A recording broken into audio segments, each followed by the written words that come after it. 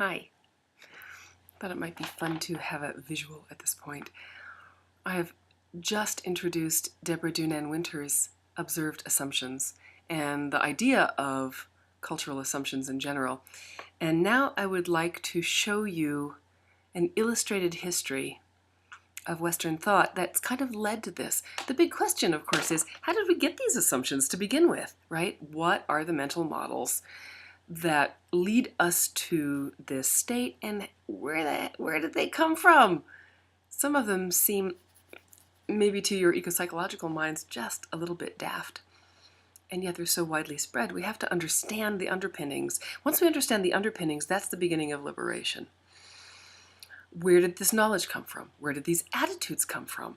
Where does this behavior come from? As Thomas Berry asks, pretty trenchant, what in our history makes us virulent to everything we encounter? That's a hard question, and that's an assumption in itself too, by the way.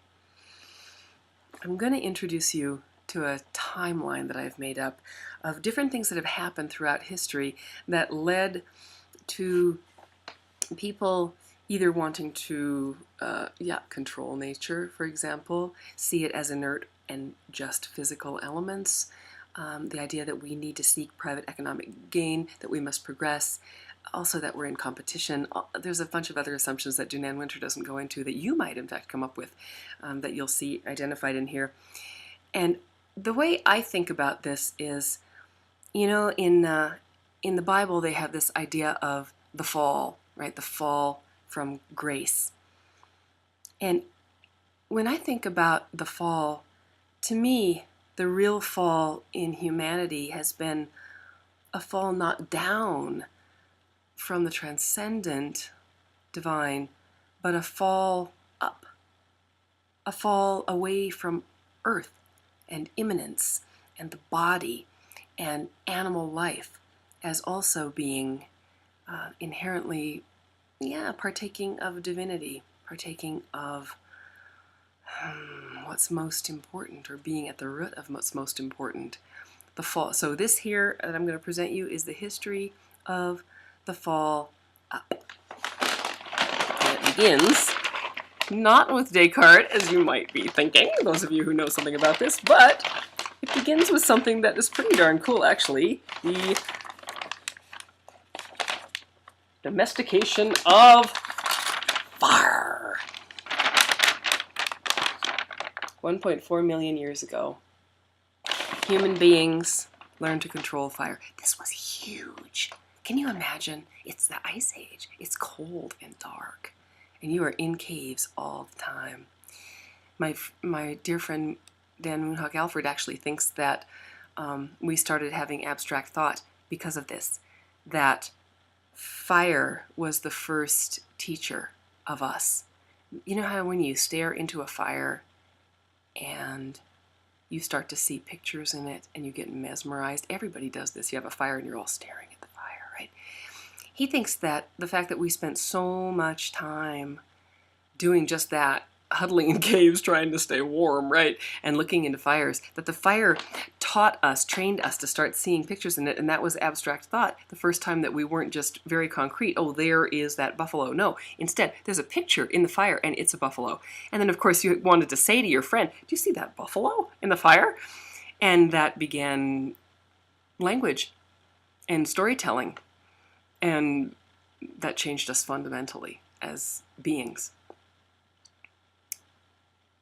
But I digress. The domestication of fire was one of the first times that human beings learned to control the environment to our own ends. And it was really, really great stuff. I mean, cooked food, warmth when you wanted it, not dying when it's cold.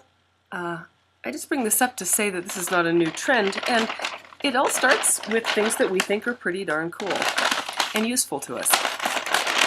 Here we go. Domestication of fire. And as I just talked about, symbolic language emerges 50 to 500,000 years ago. It's a step away from concrete life.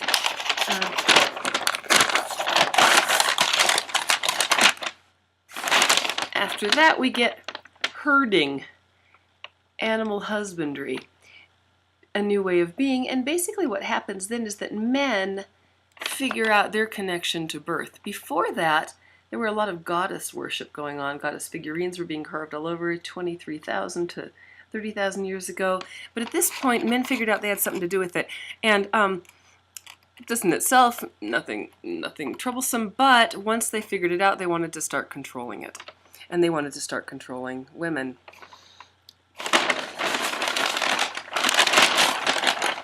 As well as the animals. This drive for control, the next step was agriculture emerged. And by the way, that's when dogs were tamed too, or when we decided to partner up.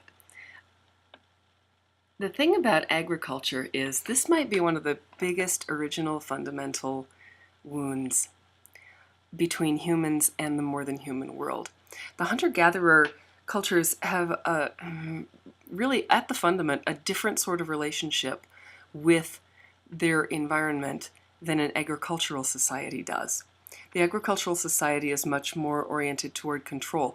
The advent of agriculture allowed us to increase our populations dramatically, because if we stayed put like that and started to grow food, then we could support a greater number of people on that particular piece of land. I mean, if you're a hunter-gatherer society, you have to continually move around. There's a particular thing that's growing in a certain season, and then when that season is over, you have to move on. Also, if your population grows, it splits off, and a second band then goes over, over yonder and starts their own band. But of course, when you run out of territory, then what do? This didn't happen back then. They just wanted to have an easier life. They got tired of being hungry every winter and tired of moving, I suppose. I don't know about that. But with the advent of agriculture, anyway, here it comes. Have I got this up here?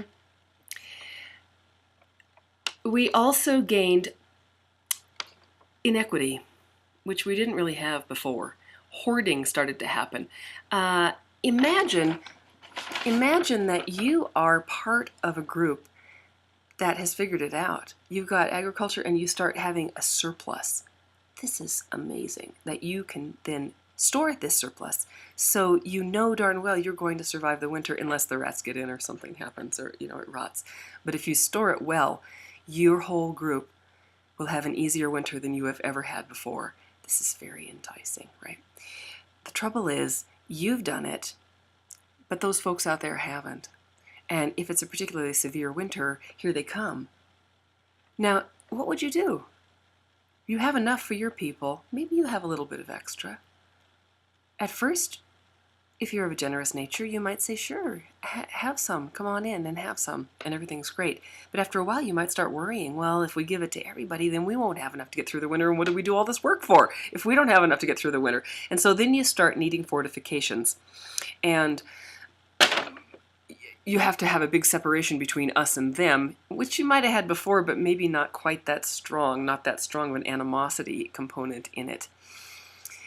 And those who are on the outside start to really resent it, and then you get raiding, and you see greater and greater fortifications, which eventually ends in these, burgs in Germany, for example, with huge walls.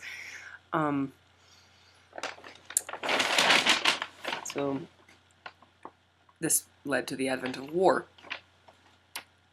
Some people say that war is part of human nature, and it's always been with us, but the archaeomythological work of Maria Gimbutas begs to differ. She found civilizations in Turkey, Çatalhöyük, that were very large, very advanced, but they did not have these sort of fortifications that you would expect to find in such a large settlement. So war didn't always exist. I'm going to stop at this point because YouTube only lets me do 10-minute increments, and I'm at 9, and so we'll continue after this.